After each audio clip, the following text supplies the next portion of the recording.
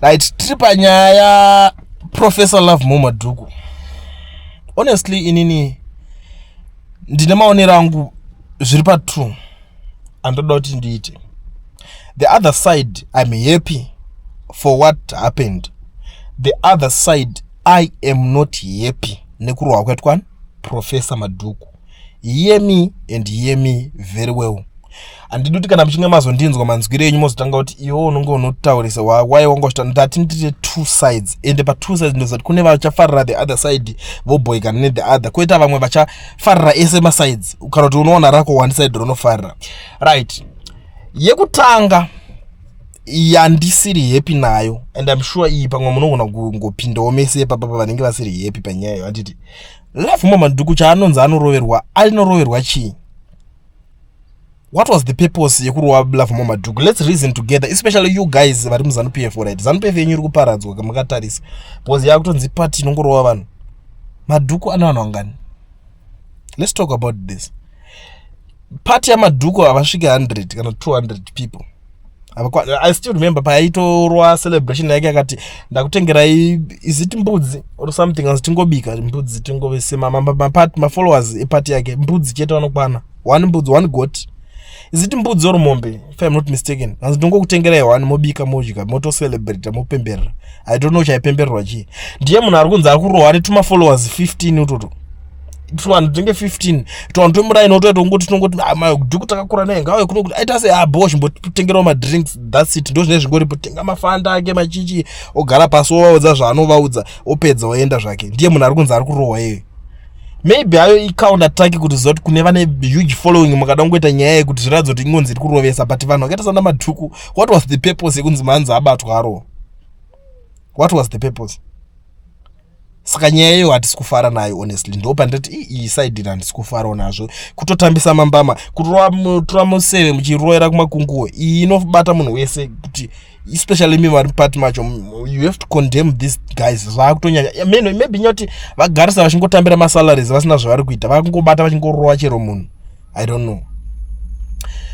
Right, number 2, tobva tava paissue yandiri kufara manje pane nyaya yaitika pana Maduku.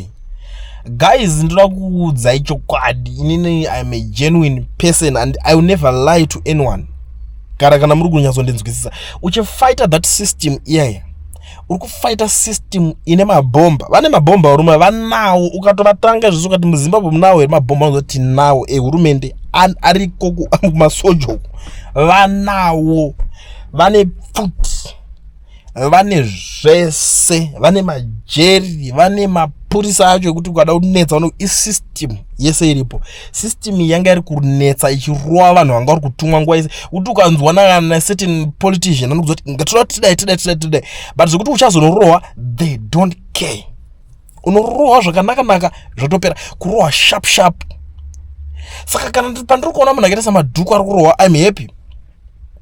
Because mukuita zvinhu zvinorohesa mudhara. Vanhu munguva yese pavanga vachirohwa vanhu manga muchimboitawo nezvii? Pachirohwa mwana wese wemuZimbabwe vanhu vari kushungurudzika baba, kunotona mwakafa. But nyaya idzo dzatikuonei muchikomenda, mune mutoriko muchitoti Pollard mudhara tatoya tagara muPollard, but pamambopowo mamborakashwa nevanhu. Now makuunderstand kuti vanhu vaya vanenge vachibuda vachichema vaya patinoti tikutaura let's speak with one voice, imi munosumuka moti tinoenda kuPollard. Kiriwe Pollard side rekuti marohwa, I'm not that is my side, I'm not happy. The other way around, I'm happy. You are the leader, leading from the front, leader which is not uri kufurira vana vevhu kuti vari kudelay system yekuti inorohwa mambama, because this system aimbofeka miswa nemuromo of 3-2-1.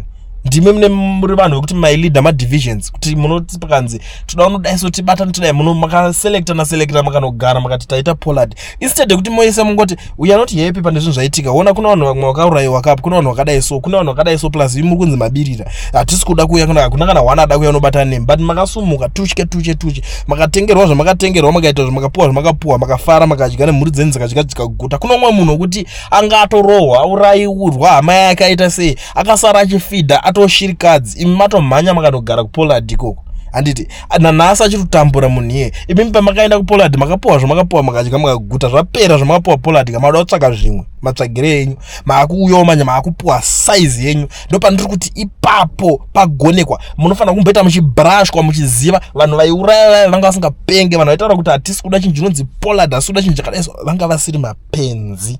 Apa pagonekwa ipapo panditoti munhu iye arakasha akumbokupaiwo saizi iyoyo yaimbopuwa vanhu.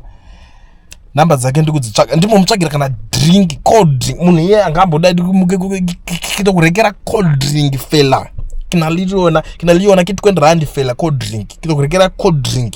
Madhara anofanira kuziva next time anavefu panobuda tiri kurwadzwa nezvakadai musaverengane muchiti maakwenda kuside kwemunhu ari kuda kunzi ngawe ataure naye nechaunga. Mune vanhu vangani imimi chamunoda kumhanya muchiti tuchikeda kuPollard patonzi hurumende yekuZimbabwe yakabatana nemaopposition ayo. Ndo zvakangotaurwa ende pamunozoti nhiri kunzi yagara akaoma musoro anonetsa vari wanu ava vatouya ava tatoright tabatana takutomuvha takuenda we move takaita dialogue takagara pasi nePollard tikazidai so achiitwa zvinhu izvozvo. Yapera mari yaya maakuda inorovesa futi mari yacho zvigarai makazviziva izvozvo. Inini ipapo pakunzi marohwa mamboendawo pafrandi makarohwa because pane zvimwe zvekuti even vafana vese vari kunzi ningabuda rohwa paunozovaona after 5 years life yavo inoramba iri same kana kutota worse izvo. So tiri busy kucomplain for example with people like Anamazimbabwe Shanduko. Where is he? Alright, titase ma-victims ese vanhu vakabholonjwa time kubva pageza revolution pachi vanhu vakasungwa kunana October last year mhuri dzavo dzikufa nenzara izvozvo. But imime ma-political leaders kungoti ngatidai so guys the next thing munohwanda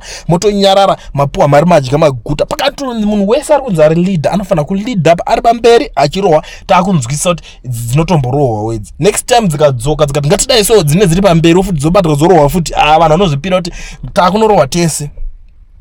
Atidi udoti mwana wani aende apota ari uya pamberi achirohwa iwo wakanyarara zvako wakarara wosumuka kuti mangwana tiri right takabatana tiri kuwirirana baba tiri kuPollard tiri kwakati tiri muchitengerawo zvimaya isusu izvozvo muchinakirwa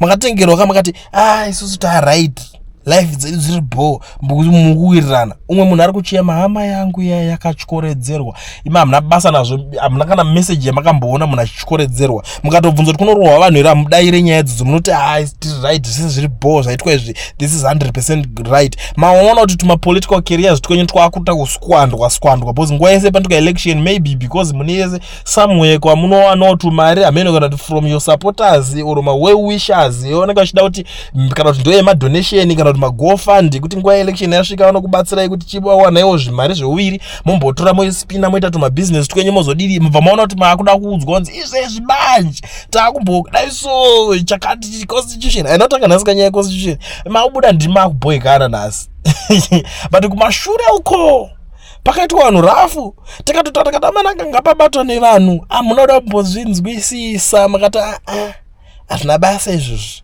tikatinoita Pollard. Saka vakomana rambai muri kuPollard rambai muchitoita yamurikuita kuPollard koko Pollard huchi muchibholonjwa ipapa pandafara side iroro dafara jazvo. Kulien TV team VAT asi vanhu vachishamsika Kulien TV haichatsika saka subscribe wozolaika nechawana zvese pana chichazosha. Everybody say Kulien yeah. Information is brilliant, yeah. Everybody say Kulien.